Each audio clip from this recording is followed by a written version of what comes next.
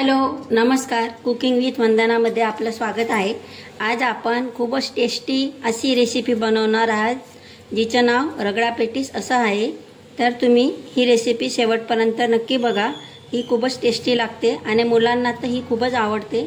तर तुम्ही नक्की शेवटपर्यंत बघा। तर बघा, रगडा बनवण्यासाठी मी इथं 1 पाव असे पांढरे वाटाणे घेतलेले आहेत आणि त्यांना रात्रीच भिजू घातलेले होते। ही किमान 8 तास तरी भिजले जायला पाहिजे, जे करून हे व्यवस्थित शिजवताना सॉफ्ट होतात। तर मग आता आपण यांना कुकरमध्ये शिजवून घेणार आहोत।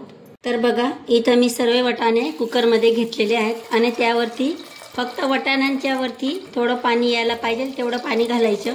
त्यानंतर त्याच्यात आपण लाल मिर्च पावडर घालणार आहोत, धना पावडर घालायचं, नंतर थोडीशी हळद, थोडं बडीशेपचं पावडर,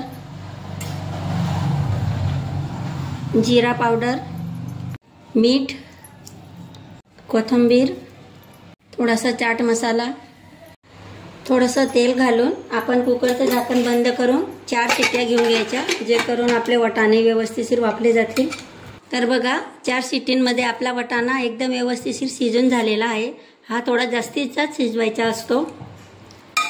तर मग बघा, इथं जे कुकरमध्ये वाटाणे होते ते मी याप्रमाणे कढईत घेऊन घेतलेले आहेत आणि त्यामध्ये आपण गरम पाणी घालायचं।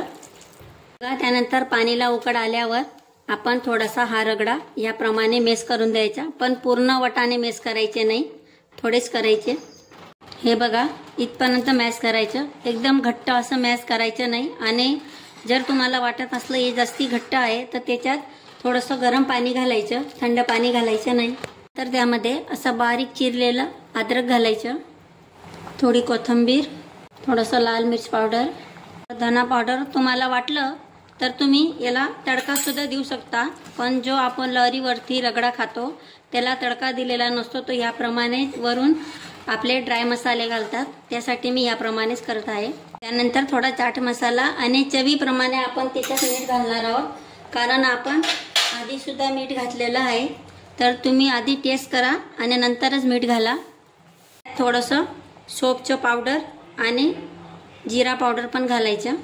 तर आता आपला रगडा तयार झालेला आहे। आता आपण पेटीस करून घेणार आहोत।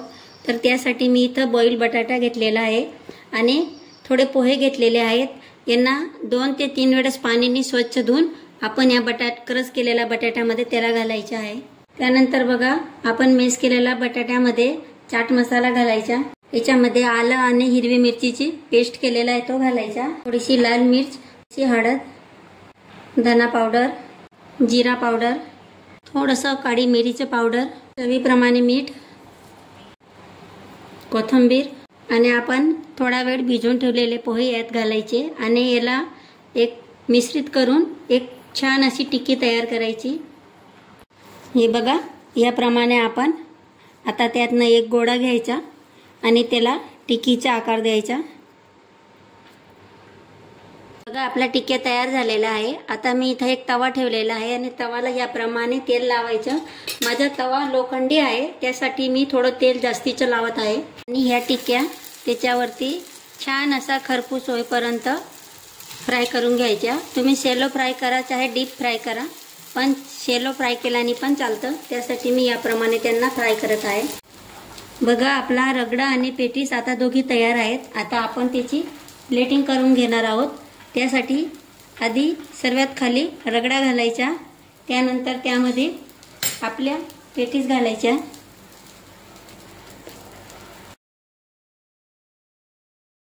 त्यानंतर वरून परत रगडा घालायचा, नंतर थोडीशी दही, ग्रीन चटणी, आपली खट्टी मिठी इमलीची चटणी, बारीक चिरलेला कांदा, कोथिंबीर, चाट मसाला, काश्मीरी लाल मिर्च पावडर घालायचं, जे दिसायला छान दिसतं पण तिखट लागणार नाही, आणि लिंबू पिळायचा। तुम्ही यामध्ये बारीक शेव सुद्धा घालू शकता, ती पण छान लागते, पण ते आता अवेलेबल नाही, त्यासाठी मी घालत नाही।